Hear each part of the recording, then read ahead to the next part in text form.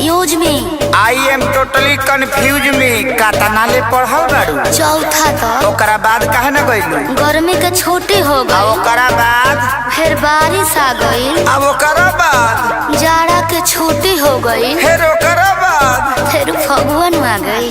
फिर ओकरा बाद रे इतना छुट्टी मरनी नो कि पढ़े के आदत छूट गई।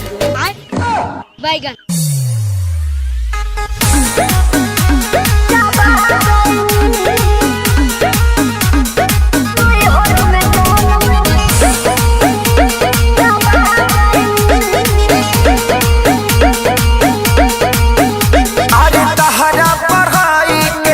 कोनो जोड़ हो, बोले लू तो इंग्लिश के तूर दे लू गोड़ हो। मैं तो बताई मैं नहीं हूँ hi-fi.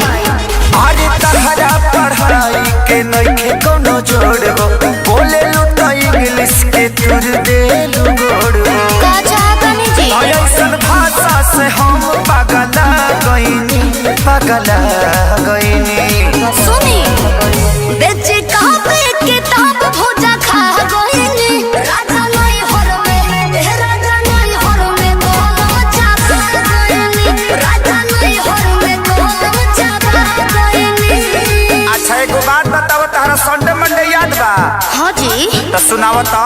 Sunday, good, Monday, very good, कंडे, लवंडे ठंडे ठंडे। संतोष पागल बुझले बारू, मारम बहु फेंक देबू।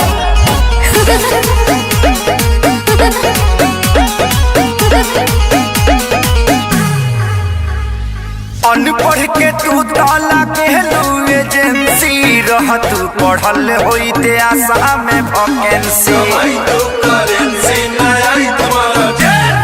भोक भोक बुतत रहा पढ़े घरे दियावा।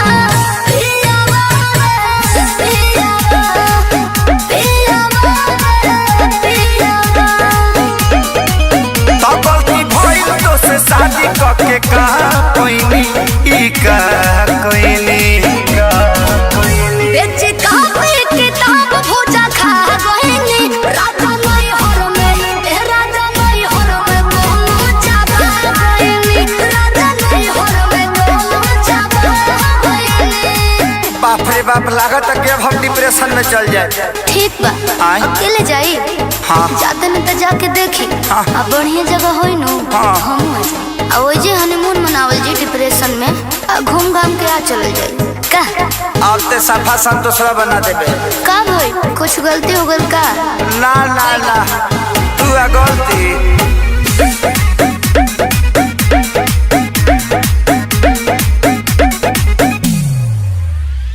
चढ़ली जवानी तहर पूरा बझोल हो, खत्म इतिहास पूरा गोल बाबू गोल हो। चढ़ल बाड़ा जौना का डूबावा तारा मैया। सोइया हो सोइया, अरे हमारे कोइया। कहे अखिलेश खेसारी हम खा गइनी, हो खा गइनी। बेचे कापी किताब भोजा खा गइनी। राजा नहीं हर में, राजा नहीं हर में गोलम चापा गइनी। राजा नहीं हर में गोलम चापा गइनी। लास्ट में तरह से एगो सवाल पूछी ना जी। ई बताओ कि लिंग क तरह के होला? 3 तरह के। कौन कौन? स्त्रीलिंग, यस, पुल्लिंग, बिल्कुल यस। अडरलिंग। अब बुझा गल, दुर्गेश नाई बना देवे ते हमके। पूछी पूछी।